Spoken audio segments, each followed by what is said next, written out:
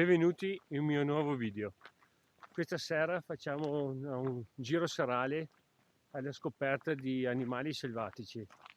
Siamo a Campolongo, direzione Campo Rosà, e facciamo un anello più o meno di 7-8 km alla ricerca di animali. Sono in compagnia di Elena. Ciao.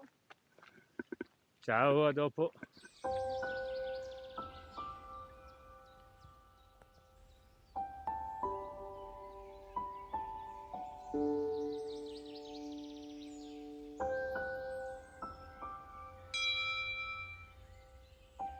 Silenzio, la natura, la pace. Malgatrugole.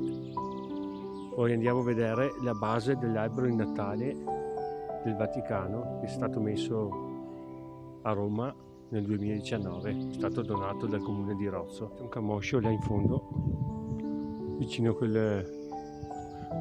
l'albero, il simbolo dell'albero del Vaticano, è un po' distante.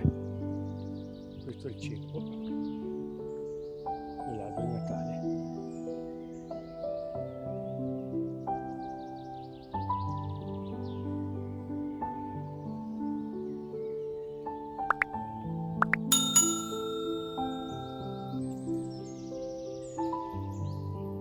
Altro camoscio in mezzo agli alberi, marmotte, sull'accumulo di ghiaia lì, dell'aro.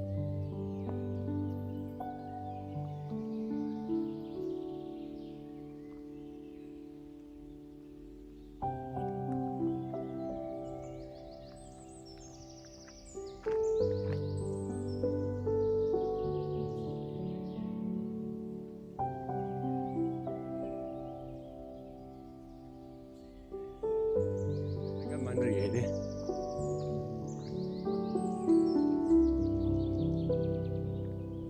Dopo 8 km e 2 ore di cammino più pausa siamo tornati alla macchina. Gli animali abbiamo visto solo 2 camosci ma lontani e 2 marmotte.